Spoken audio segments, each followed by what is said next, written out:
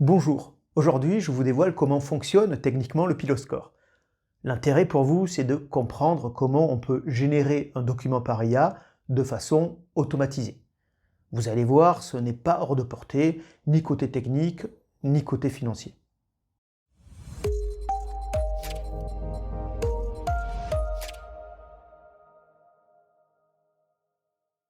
D'abord, petit rappel sur ce qu'est le Pilot Score. Il s'agit d'une analyse de la façon dont vous pilotez une activité, à partir d'informations issues d'un questionnaire. Ce questionnaire, il est sur le site Cochrane, à la gauche de votre écran. Et à partir des réponses, une analyse est générée par IA. C'est ce que vous voyez sur la partie droite de l'écran. L'objectif, c'est de générer un document PDF qui aura toujours la même structure, mais dont le contenu sera adapté aux réponses issues du questionnaire. Pour automatiser cette génération, j'ai mis en place un process qui s'articule autour d'applications de code. Je vous explique le schéma général. Le questionnaire est réalisé sur Tally, dont les résultats sont récupérés et stockés dans une base de données Airtable. Puis un workflow Make est déclenché. Ce workflow, il intègre 4 étapes principales. Interrogation de l'IA Claude pour récupérer les différentes parties à intégrer dans le document. Génération du document à partir d'un template Google Doc et des réponses issues de Claude. Ensuite, le PDF généré est stocké dans Airtable. Et enfin, un email est envoyé par Outlook au demandeur, cet email contenant un lien pour télécharger le document PDF. Allons faire un tour sur chacune de ces étapes. Commençons par Tally. C'est une sorte de Google Forms avec bien plus de possibilités. Comme nous pouvons le voir, l'application est très facile à utiliser.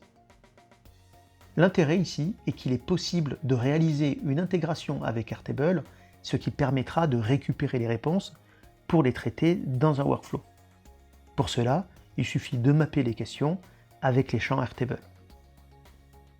Dans Airtable, ma base de données cloud, chaque réponse est donc récupérée dans son champ dédié, structure que j'ai évidemment créée en cohérence avec les questions Tally. Nous trouverons aussi d'autres champs, comme l'identifiant de ligne ou des champs calculés. J'ai aussi créé des champs pour récupérer les résultats qui seront générés. Airtable contient une partie automatisation, ce qui me permettra d'envoyer le dernier résultat reçu vers Make, déclenchant ainsi le workflow de traitement. Make, c'est l'application d'orchestration. Les étapes du workflow sont ici détaillées visuellement. Le déclenchement se fait par webhook. Un webhook, c'est une URL spécifique générée par Make pour démarrer un process. Cette URL contiendra l'identifiant de ligne Airtable en paramètres afin d'indiquer quelle ligne Airtable est à traiter. Ainsi, Make va pouvoir récupérer les informations Airtable à traiter pour la suite du workflow. Puis nous arrivons à l'étape centrale, le prompt d'interrogation à l'IA. Jetons un œil sur le prompt envoyé à Claude. L'idée est d'intégrer dans le prompt les réponses au questionnaire. Ce sont les champs en bleu. Afin de structurer plusieurs réponses qui correspondent aux différentes parties à intégrer dans le document à générer, nous demanderons à Claude de répondre en utilisant un format JSON très précis. Ce JSON est nettoyé et divisé en champs exploitables. Au préalable, dans Google Doc, j'ai préparé un template où les champs variables sont entre doubles accolades. Ils correspondent aux champs issus du JSON. Ainsi, dans Make, ce template va être utilisé pour réaliser un publi-postage. Pour cela, il suffit de mapper les champs du template, les champs entre accolades, avec les champs issus du JSON, les réponses de Claude. L'étape d'après, c'est la création d'un code HTML, lui aussi personnalisé, afin de formater proprement l'email à envoyer. Ce code sera utilisé plus tard, lors de l'étape d'envoi. Effectivement, avant d'envoyer l'email au demandeur, je sauvegarde dans Airtable tout ce que j'ai généré au travers du workflow, notamment le document PDF. Enfin, dernière étape, l'envoi de l'email au demandeur, dont le contenu HTML et le code déjà créé lors de l'étape précédente.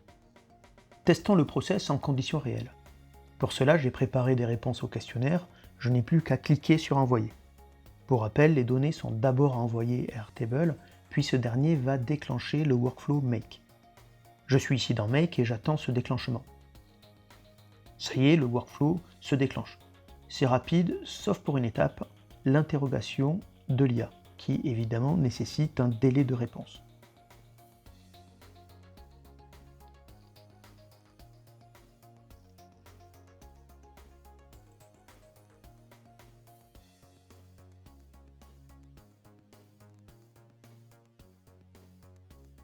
Les étapes sont désormais terminées.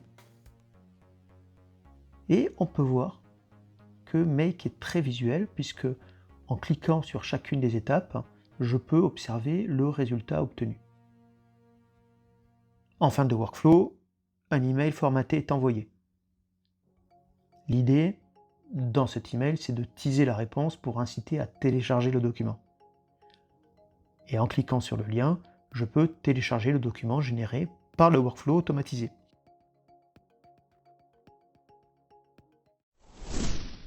Comme vous avez pu le voir, aucune étape n'est insurmontable. Même pour les parties les plus techniques comme la rédaction d'un email en HTML, il suffit de s'aider de l'IA pour rendre l'étape facile. Et côté finance, il est tout à fait possible d'utiliser une version gratuite de ces outils dans la mesure où le nombre de générations est contenu. Et quoi qu'il arrive, les prix resteront très faibles. Finalement, seul le traitement par Claude ne peut être totalement gratuit. Mais le budget reste très bas, environ 6 centimes par génération. Alors, à vous de jouer pour combiner le no-code avec l'IA et réaliser le workflow de vos rêves. À bientôt!